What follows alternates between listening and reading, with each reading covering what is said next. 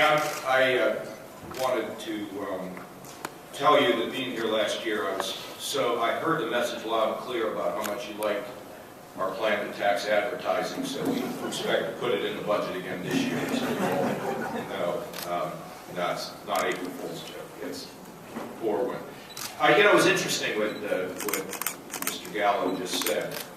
You know, I used to be in the media for 10 years. I think healthy skepticism of government is good, but cynicism about all things that happen in public life is not.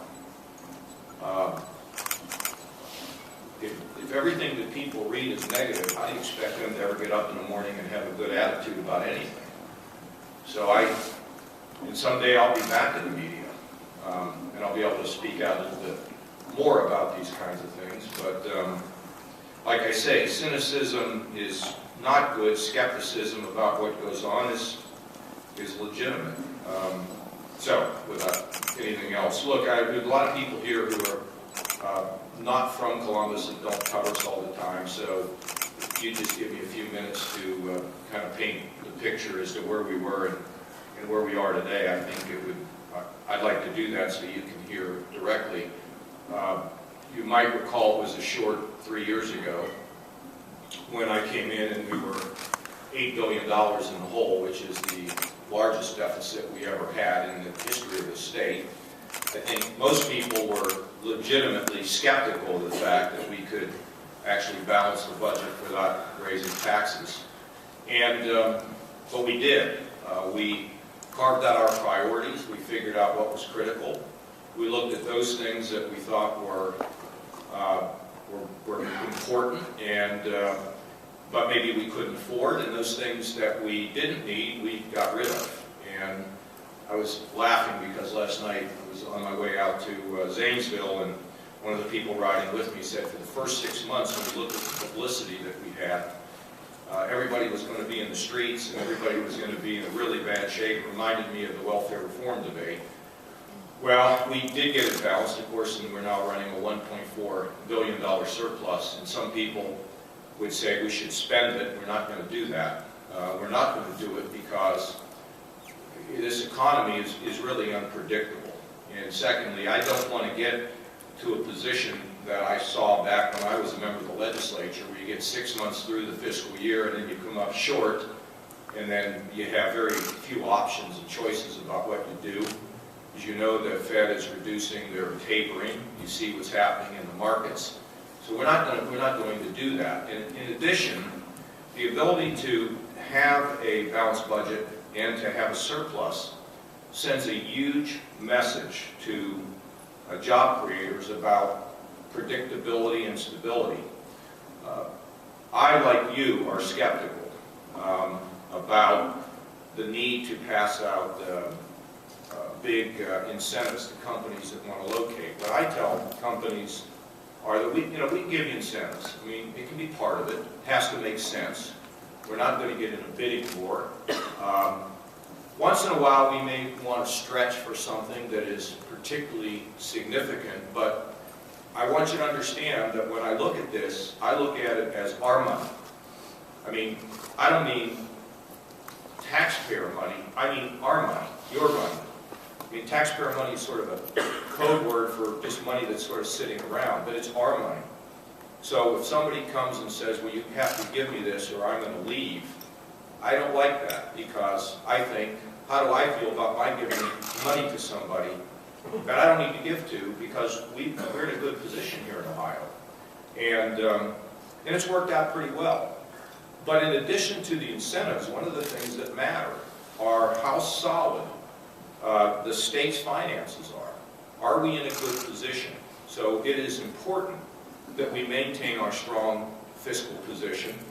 And I was in Washington doing the deal with the Democrats, and we got the balanced budget, and a bunch of us left town, and the next thing I knew, we were trillions in the hole, which has hurt us economically in this country.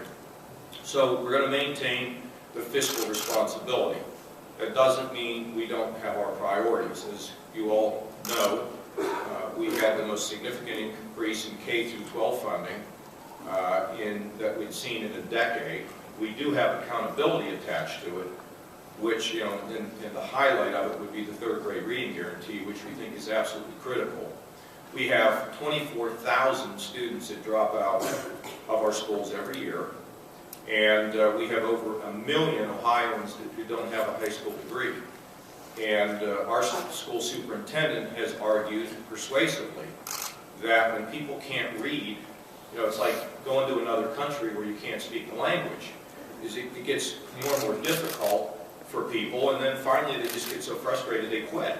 And we can't have that. I mean, 1 million Ohioans without a high school degree and 24,000 each year. We will be addressing that in our MDR, and we'll be addressing that more at the state of the state, I think. I'm not sure what we're going to say there yet, but it's something we have to deal with. I am still convinced that we need to cut taxes, and let me tell you where this comes from. Over the last 15 years, according to a very significant study that any of you are interested, we can get to you, Ohio's had $17 billion walk out of the state. Where is it going? Well, it's going to places where people have less punitive taxation.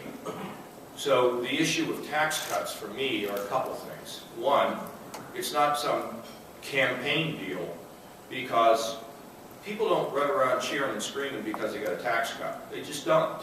It's part of the reason why it's been so difficult to move tax cuts through the legislature, because tax cuts are like spring planting.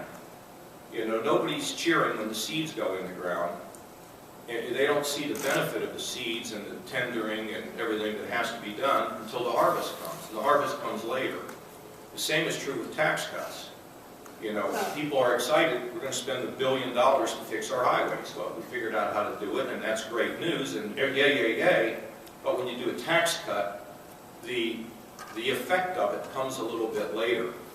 I'm convinced that my goal is to get this income tax down under 5%, which would be a significant improvement in our code, but still not good enough. And secondly, of course, I believe that if people have more in their pocket, we can run our society from the bottom up rather than the top down. I'd rather have people have money in their pocket than take their money and give it to somebody in the government who will not treat it with the same respect that somebody has it in their pocket. So I hope we're going to achieve more tax cuts. A lot more to do on K through 12. We have some very exciting news coming on higher education. We're spending an enormous amount of time on job training, and there's a whole series of things that will come from that. And I hope that you've noticed that we're now launching a program inside the schools called Start Talking.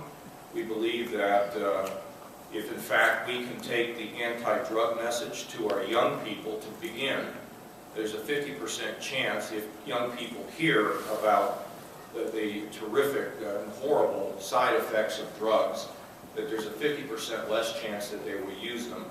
All of you who are here have done a terrific job in terms of beginning to put on your front pages the crisis that we have in our communities, and not just the crisis that's related to prescription drugs, but the growing use of heroin. I've been talking about this for probably over a year, and now I'm beginning to see a lot of mainstream stories waking people up to the fact that it's not somebody else's problem, it's all of our problems.